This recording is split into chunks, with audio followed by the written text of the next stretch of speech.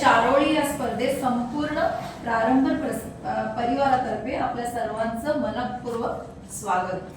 प्रारंभ ही आमची संस्था मागील 22 वर्षांपासून सांस्कृतिक, सामाजिक आणि शैक्षणिक क्षेत्रात कार्यरत आहे.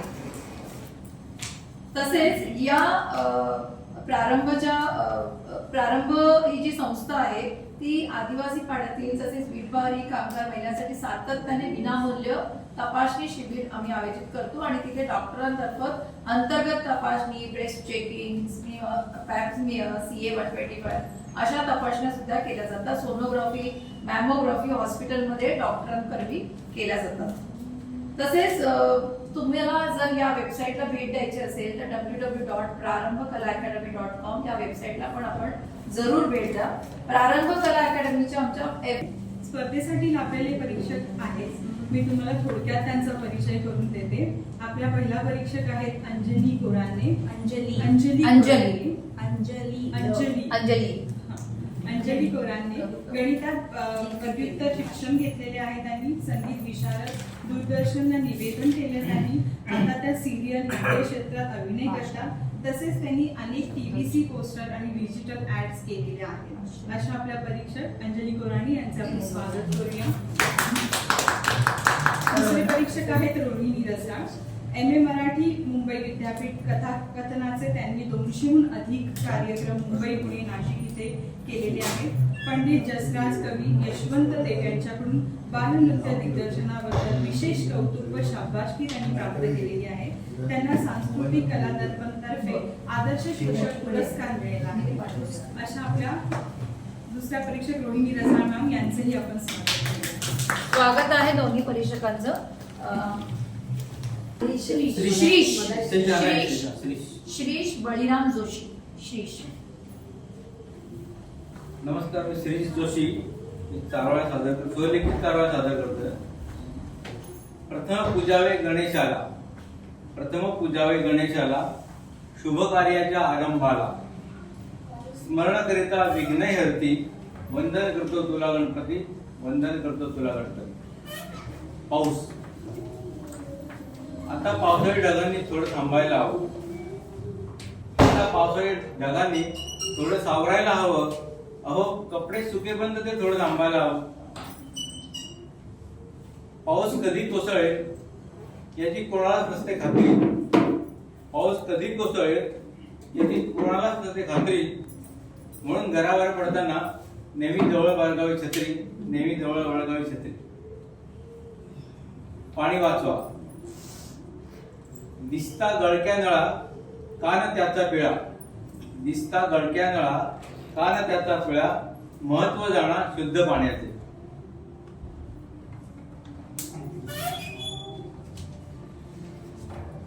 कोणी मागितलं पाणी तर भरा फक्त अर्धाच ग्लास. कळू देत सर्वांना पाणी भरण्यासाठी किती होतो त्रास.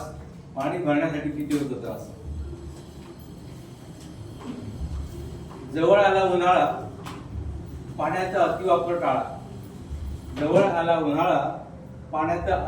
टाळा.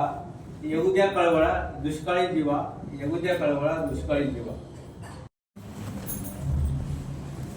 सुप्रभात. सोनियाचा दिन आज आला उगवून, ज्येष्ठांसाठी हर्षाचा रविवार. सोनियाचा दिन आज आला उगवून, ज्येष्ठांसाठी हर्षाचा रविवार. दीपाली कुर्लेकर आज आली घेऊन स्पर्धेसाठी चारोळ्यांचा बहार. तत्पूर्वी मी माझ्या डोळ्यासमोर जी महान मूर्ती उभी राहिली की मायेने भरलेला कळस म्हणजे आई, मायेने विसावा देणारी सावली म्हणजे आई. एवढ्या दूर जाऊन लोक करतात पंढरीची वारी, पण आईचे चरण हेच श्रेष्ठ. माझ्यासाठी भारी. अशा माझ्या मातेस सदर्शा प्रणाम करते. आणि त्याबरोबर बागेत जे मन माझं गेलेलं असतं त्यात आठवणीचा पाडा वाचता एक नाव मिळतं आणि ते ओठावर येतं की मोगरा कितीही दूर असला तरी त्याचं सुख सुगंध दरवळल्याशिवाय राहत नाही. मोगरा कितीही दूर असला तरी त्याचा सुगंध दरवळल्याशिवाय राहत नाही. प्रारंभ कला अकॅडमी कितीही टॉपला असेल तरी ज्येष्ठांची आठवण काढल्याशिवाय राहत नाही. ज्येष्ठांची आठवण काढल्याशिवाय राहत नाही. पण ही नुसती आठवण काढून गप्प बसत नाही ही अकॅडमी. लगेच वसंत ऋतूत सजतो काशीनाथ घाणेकरला ज्येष्ठ उत्सव. वसंत ऋतूत सजतो काशीनाथ घाणेकरला ज्येष्ठ उत्सव. अरुंधती ताईच्या कल्पनेने बहरतो दरवर्षी आनंद उत्सव. दरवर्षी आनंद उत्सव. आणि या आनंद उत्सवामध्ये आनंद घेता घेता आपल्याला एक मैत्रीचा धागा विणत जातो. आणि त्या मैत्रीबद्दलचं एक उत्तर, त्या प्रश्नाचं आपल्याला उत्तर मिळतं की निस्वार्थी निर्मळ प्रेमळ नातं त्यात बघूनही कधी धर्म व जातं.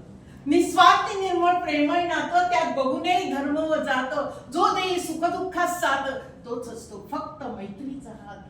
तोच असतो फक्त मैत्रीचा हात. आणि हा मैत्रीचा हात हातात घेऊन आत्मविश्वासाच्या बळावर आपण आयुष्य जगतो. पण त्यावेळेला एक गोष्ट लक्षात ठेवायला पाहिजे की उडत्या पाखरांना परतीची तमान असावी. नजरेत नेहमी नवी दिशा असावी. आयुष्य जगताना मनी आशा नसावी. क्षितिजा पलीकडे झेप घेण्याची जिद्द असावी.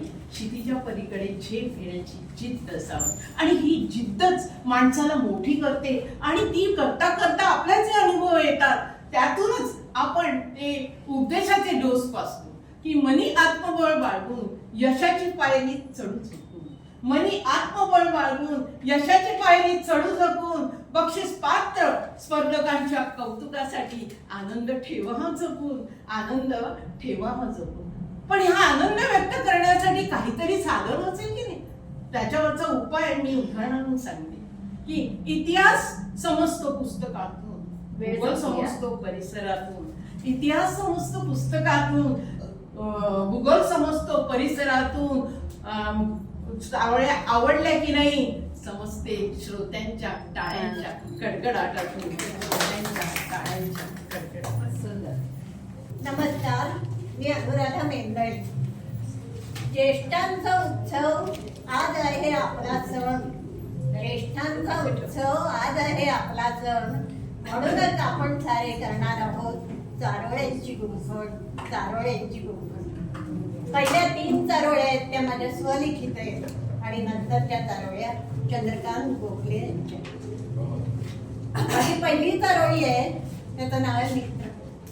अहो, मित्राला हाक मारताना मारावी लागत नाही आरोळी. मित्राला हाक मारताना मारावी लागत नाही आरोळी. म्हणूनच त्याच्या वर्णनाला पुरेशी आहे चारोळी. म्हणूनच त्याच्या वर्णनाला पुरेशी आहे चारोळी. माझ्या दुसऱ्या चारोळीचं नाव आहे नभ पान्हावले. नभ पान्हावले ममतेने. नभ पान्हावले ममतेने धरतीला अंकुर फुटले. धरतीला अंकुर फुटले.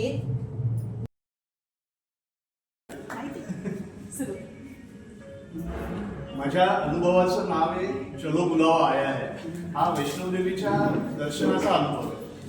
तर चलो बुलावा आया है, माता ने बुलाया है, जय माता दी, हे वैष्णोदेवीच्या भक्तांकडनं आपण नेहमी ऐकत असतो. भजन म्हणा, त्याचा जय जयकार म्हणा, चित्रपटात बघतो आणि वैष्णोदेवीचं दर्शन घेतानाही आपण म्हणत असतो. बऱ्याच जणांना वैष्णोदेवीचं दर्शन घ्यायची खूप इच्छा असते आणि ते त्यांची इच्छा पूर्ण करतात.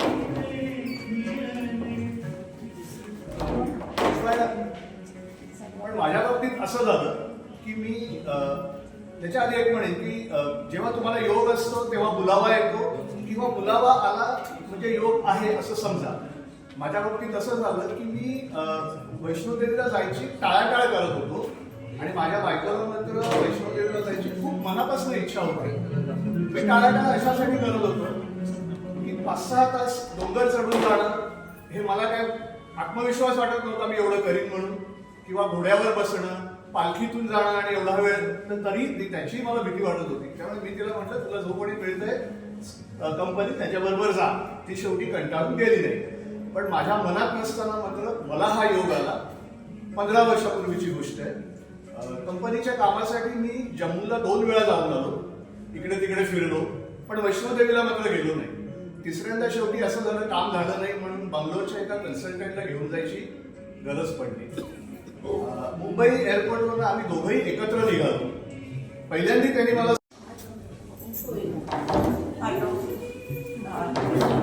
मी तुम्हाला सांगणार आहे एक अनुभव आनंदाची विजदान. 14 जून 2007 मध्ये वार सोमवार 10वीचा रिझल्ट होता. माझी मुलगी 10वीला होती आणि आदल्या दिवशीच आम्ही पुतणीचा साखरपुडा आटपून पुण्याहून आलो होतो. दैनंदिन कामे आटपून 9 वाजले. ऑफिसला जायची तयारी चालू होती. तेवढ्यामध्ये आमच्या शेजारच्या बिल्डिंगमध्ये 10वीचा रिझल्ट येतो असे कळल्याने 10वीला असणारी बाकी मुलं तिथे जाऊन बघून आली आणि त्यांनी सांगितलं की प्राचीला 90% मार्क मिळाले. तर मी म्हटलं की मी निकालाशिवाय विश्वास ठेवणार नाही आणि मी ऑफिसला निघाले. ऑफिसला गेल्यानंतर अर्धा एक तासाने माझ्या मुलीचा फोन आला. आई शाळेतून फोन आलाय, शाळेतून बाईंचा फोन आलाय, मी शाळेत पहिली आले. तुम्ही म्हटलं काय पहिली आले? आणि माझ्या टेबलावरच्या इतर सहकार्याने यायचे सगळेजण अरे हिची मुलगी पहिली आली, अभिनंदन, घरी जा. मी नंतर मागणी टाकून घरी आले. घरी येताना रस्त्यात माझ्या मनात विचार आला की मला वाटायचं की माझी मुलगी दोन्ही स्कॉलरशिप मिळवल्या होत्या 4थी आणि 7वीच्या, पण ती एकदाही पहिल्या नंबरने पास नाही झाली. 1ली ते 9वी ती पहिल्या 5त होती. 9वीच्या रिझल्टमध्ये पण पहिली. मी म्हटलं तू एकदाही पहिली आली नाहीस प्राची, आता तर बघण्याची परीक्षा. पण माझ्या मनात ते सगळं आठवलं आणि एकदम आनंदाने भरून आलं. मी तशीच घरी आले तर आमची बिल्डिंग तळमजला आणि 3 मजले अशी. तळमजल्यातील सगळे लोकांनी माझे अभिनंदन बहिणी, प्राचीची आई, तुमची मुलगी पहिली आली शाळेत, मेरिटला आली, खूप अभिनंदन. एकाने तर सांगितलं की बहिणी आजपर्यंत आपल्या 8 बिल्डिंगमध्ये एकही मुलगा किंवा मुलगी शाळेत पहिली किंवा मेरिटला आली नाही. तुमच्या मुलीचं बरोबर अभिनंदन. त्याची चढत मी पहिल्या आनंदाने मन भरलेलं बोलवत नव्हतं, डोळ्यामध्ये पाणी असलेलं. आणि अशी मी पहिल्या मजला, दुसऱ्या मजला, अभिनंदनाच्या वर्षावर 3ऱ्या मजल्यावर आली. 3ऱ्या मजल्यावर आमचे शेजारी त्यांनी मला हाताला धरून पहिली आणि प्राचीचं त्यांच्यासाठी आपली सुखदुःख बाजूला ठेवून वेळ दिला. त्यांना डॉक्टर केलं. त्यांच्या इच्छेनुसार त्यांना अमेरिकेला पाठवलं. यथावकाश मुलीचं आणि मुलाचं लग्नही लावून दिलं. तेही सून आणि जावई डॉक्टरच होते.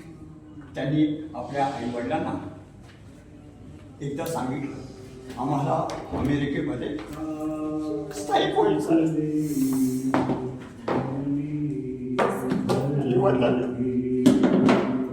त्यांना परवानगी दिली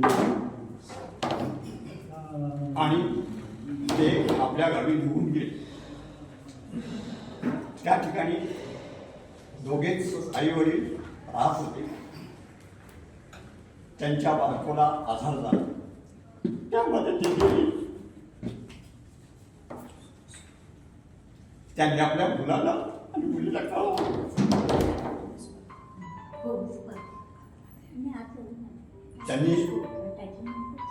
त्यांना सांगितलं पप्पा आमच्याजवळ वेळ नाही, तुम्ही आईचा अंतविधी उरकून घ्या. दुःख वेगाने आम्ही यथावकाश परत तुम्हाला येऊन भेटू. त्यांनी आपल्या सहकार्यांचे गावकऱ्यांच्या वतीने मिसेसचा अंतविधी पार पाडला. ते तशा स्थितीमध्ये आपल्या अमेरिकेतील मुलामुलींची वाट पाहतो. 4 वर्ष झाली. मुलाची उंची होत ते काय आले.